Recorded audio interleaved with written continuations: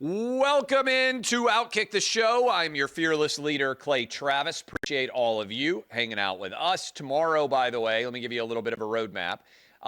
We're doing the fade, and I'll also be doing an OutKick show. Then I'm out the rest of the week. I'm going to be traveling some. Going to be out a decent amount next week, too. We'll still be doing some OutKick shows, but just FYI, no radio or TV Thursday or Friday scheduled for me. For over 2 decades, Tunnel to Towers Foundation's been there for our fallen and catastrophically injured first responders and military, as well as Gold Star families. If a spouse dies or is catastrophically injured in the line of duty, Tunnel to Towers will provide the surviving family members with a mortgage-free home. I've done a lot of work with these guys. They're just the best. I was the MC for their big event up at their golf tournament. I donate money to them. I would encourage all of you, if you're looking for a great place to donate, they do tremendous work. They've provided over 1,200 mortgage homes, mortgage-free homes, with new ones being announced daily. And now they've promised their effort now is to eradicate homelessness amongst the veteran population. Learn more about the Foundation's mission, impact, and how you can help support our nation's heroes. Join me at visitt2t.org. That's visitt2t.org. One more time, visitt2t.org. All right, what did we learn in the weekend that just passed of the NFL? We typically, on Tuesday, do our NFL breakdowns. I run through everything out there from a newsworthy perspective on the NFL. And I don't think I reacted to Thursday Night Football because I don't think I was on Friday last week. Amazing game between the Ravens and the Bengals. It ends with the Bengals going for 2. It's not going to happen for them. The Ravens have managed. I mean, Joe Burrow was unbelievable. The Bengals' defense has fallen apart. Ravens just got the win. Feel like the Bengals are not going to be a playoff team. And if you're a Bengals fan out there, and I get that a lot of you are, it just hasn't worked out for Joe Burrow. They had the incredible run to the Super Bowl, had a chance to win that Super Bowl. And since then, it's mostly been downhill. Burrow hasn't been able to stay healthy. Now that he is back healthy, flinging the ball over the field, the defense has fallen apart. On the Ravens side, usually the defense is the strong suit of this team. Lamar Jackson, I think it's fair to say, has taken the next proverbial step in the passing game. He's not using his legs as much. You now have Derrick Henry, which I said is one of the most devastating read option duos of all time, Lamar Jackson and Derrick Henry. And I'm bullish on the Ravens going forward. Panthers beat the Giants. Giants are a dumpster fire. This game was taking place in Germany. The Panthers, Bryce Young is back in as the starting quarterback. They get the win in overtime. We're basically at, you let Saquon Barkley walk. We're basically at burn it all down and start all over again, something that I know about certainly as a Titans fan for the Giants. There's almost nothing good there. Broncos, I love what I'm seeing from Bo Nix. Bo Nix is already better this year at the midway point of the season than I ever thought he was going to be. Not to take a shot at Auburn fans, but you guys had a legacy quarterback who was playing for you as a true freshman, who grew up a lifelong Auburn fan. You ran him out of Auburn. He went to Oregon. He now is a first-round draft pick who took Oregon to the playoffs. Playoff caliber performance from Bo Nix. And now you find yourself in the situation where he's performing at a high level in the NFL, and you at Auburn still haven't basically found a quarterback of any kind of excellence since he left. That is an ultimate curse. Having said that, how do the Chiefs block that field goal? The Chiefs haven't lost in nearly a year. The Broncos are lining up for a routine field goal in the NFL. It gets blocked. The Chiefs are still undefeated.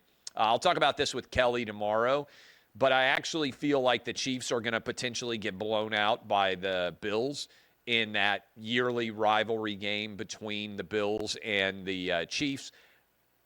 I really like the Bills, and I think the Bills are finally going to beat the Chiefs in a significant fashion. We'll have to wait and see. Steelers get the win over Washington.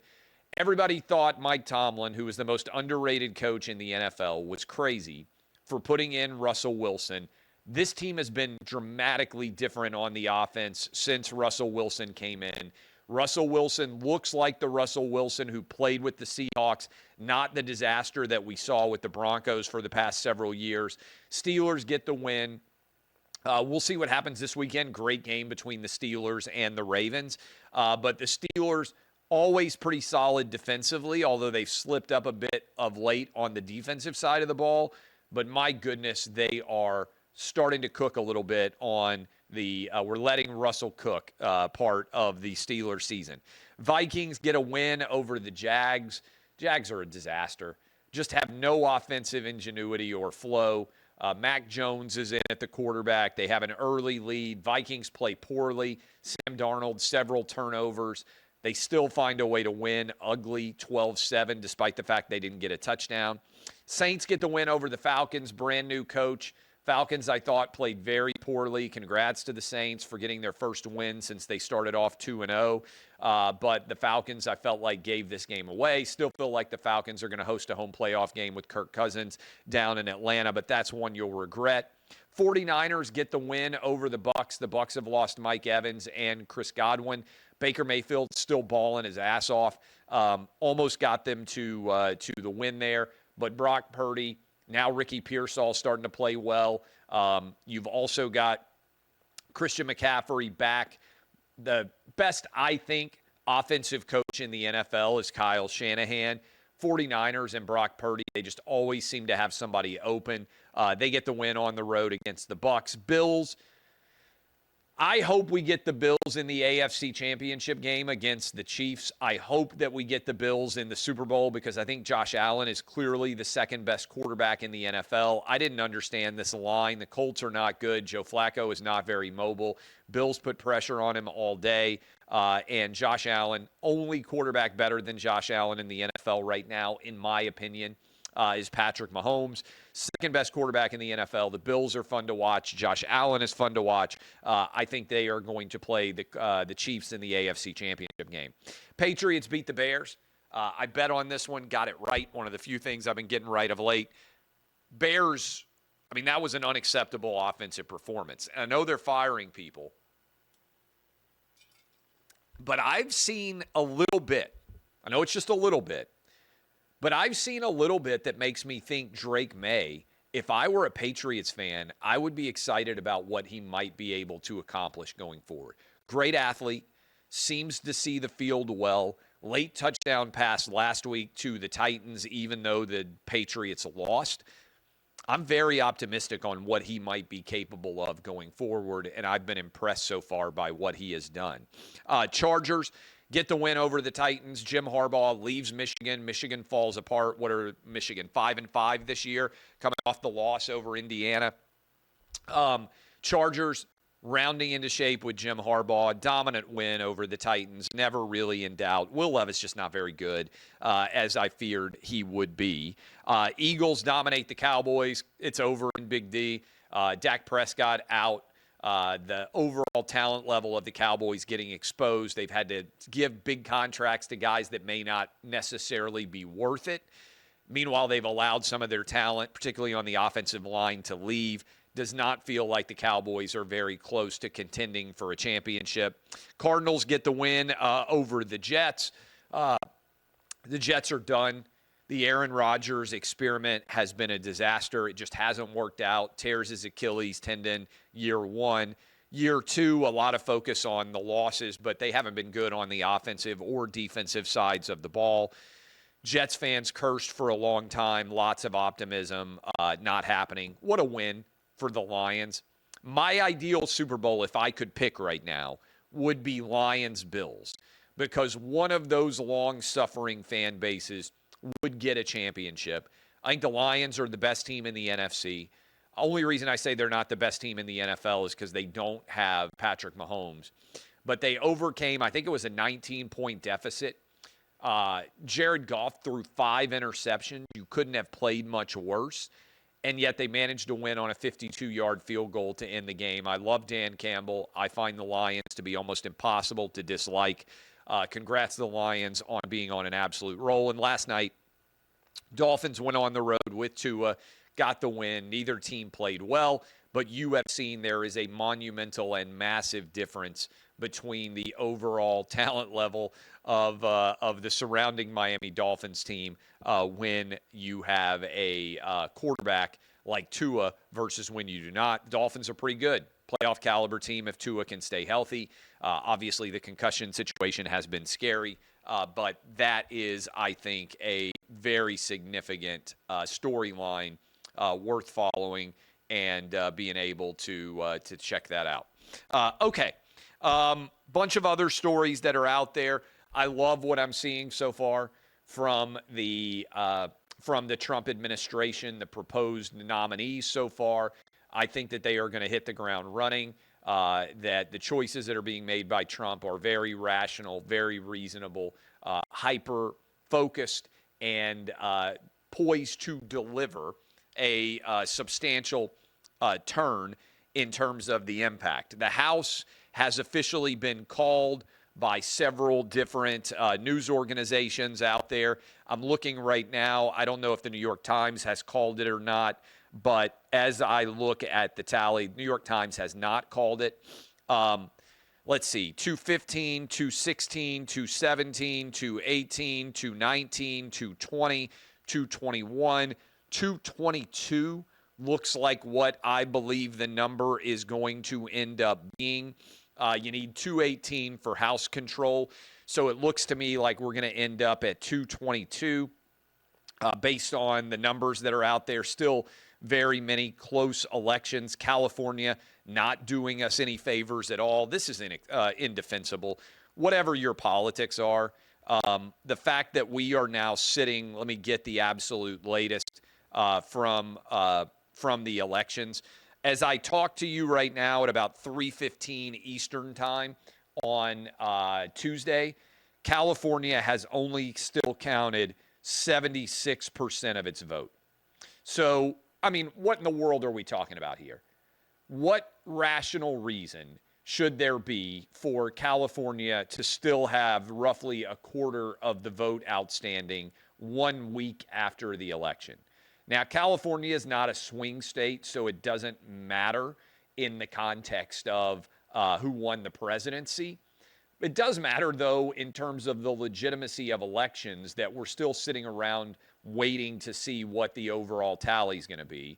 As I am speaking to you, like I said, at 3:15 Eastern on Tuesday, Trump has crossed the 75 million total vote, popular vote number, which means Trump now has more popular votes than he had in 2020 and the most popular votes that any Republican candidate has ever received. As I am speaking to you, Kamala Harris has 71.8 million votes with, according to the New York Times, 95.3% of the vote counted. That would mean roughly, what are we sitting at? 14, we're talking about like 6.5 million or so, if my math is right, remaining votes outstanding. So Trump is going to get to close to 80 million, around 78 million or so. Kamala Harris is going to end up 7 million or so short of the 81 million votes that Joe Biden got in 2020, and we're going to have a lower overall turnout, as I predicted that we would, by 5 or 6 million-ish votes, according to the numbers that appear to be out there right now. Now, you heard all my NFL reactions. Also, props to Nick Bosa, who has been fined by the NFL for waving his MAGA hat. I actually think it was smart of the NFL not to fine Bosa until after the election was over. I bet this is the best money that Nick Bosa has ever spent. I did think his celebration of the sack alongside of the rest of the defensive line of the San Francisco 49ers was fabulous. It reminds me, by the way, of the way that, have you seen the meme of the cheerleader who's crying while she's doing her cheer?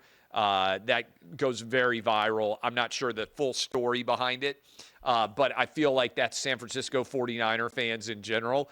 who voted for Kamala as they watch Nick Bosa and their entire defensive line doing the Trump dance. That's probably the way they feel, like the crying cheerleader girl. But I give credit to Nick Bosa for owning it. Probably that's the greatest $11,000, I think it was, or $12,000 and change that he's ever spent. And I would encourage Trump to invite him to the inauguration. The 49ers might still have their season playing, probably will potentially if they're in the playoffs. But if he's not, I think that would be great for Nick Bosa to be invited to the inauguration. Buck and I, by the way, will be up in Washington, D.C. for the inauguration. Should be a good time there. But I wanted to play for you something that I think is emblematic of the broken brain era of sports media.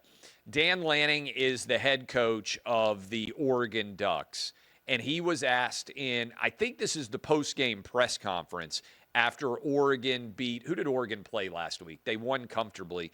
Last week, Oregon, they beat Maryland, I think. Correct me if I'm wrong, Adam, who is my fact checker here. I think Oregon beat Maryland. And then Dan Lanning was asked in the wake of that win, completely outside of the world of sports, about what he thought about Trump winning the presidency, and I want to play that for you. I believe we have that video ready. Let's play it now. Something non-football related, but I believe it was last year, he spoke out about gun violence. There was a decision made in this country that I'm sure affects a lot of the players in your locker room, as well as the women in your life and the women on your staff. What was sort of the temperature in the locker room or with your team as a whole after that, the results were in, and was that something that sparked one of those get real conversations? Yeah, our guys just work. They just work. So obviously, gun violence is something I've been passionate about, but that our guys just line up and go to work every single day. I'm glad to be in the country that we're in. Certainly proud to be an American, and excited about the future of this country. But I'm not one to hop into politics. Now, look, I don't have any idea what Dan Lanning's politics are. The state of Oregon voted for Kamala, but I would bet there are a ton of Trump-supporting Oregon Duck fans. And regardless of what your politics are, I think that clip is really important because, make no mistake, I have seen this happening now for nearly a decade in the Trump era. What that sports media reporter did is he tried to get Dan Lanning to give him an answer that would allow the sports media reporter to write a story about his own political beliefs without having to share his own political beliefs. In other words, Dan Lanning is the stand-in that he is trying to use to give him the opportunity to write a sports and politics-related column so that he can attack Donald Trump. This is important because I think most major coaches and most major athletes are going to be asked a question like that because the sports media is overwhelmingly super left-wing. And I don't have a problem with anybody out there who is a diehard Kamala supporter or wants to share that fact. No issue with it. What I have a problem with is when you have a job like that guy does to cover Oregon Ducks football and just write about whatever happens with Oregon Ducks football, and you decide to try to interject yourself into a completely non-sports related topic to get Dan Lanning to potentially weigh in on the presidential race so that you then can share your far left-wing opinions, that's dishonest. And frankly, it's not what anyone wants from sports beat writers. Now, this is, I got a note to myself that I jotted down where I said sports writing is dead. One reason it's dead is because of dudes like that. What do I mean?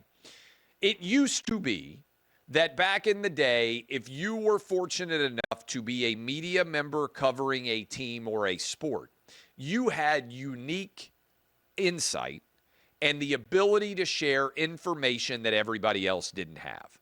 For instance, if you were like me, a kid growing up in Nashville, Tennessee, I would read the newspaper and I would see things that the local coach said to the media that I otherwise wouldn't have known.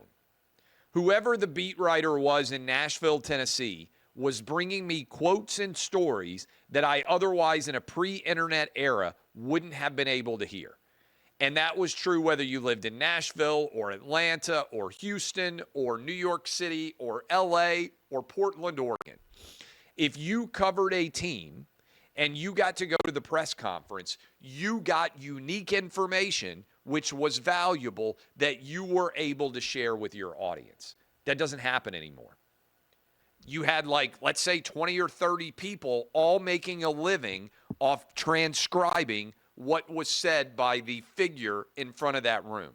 Now, anytime that figure says anything interesting, first of all, it's streaming, probably, live on the internet somewhere. So anybody can go watch that press conference that wants to watch it. There's no unique availability from the sports writer. And I saw this happen with SEC Media Days years and years ago, if anybody says anything interesting, it's immediately distributed to the nation instantaneously on Twitter.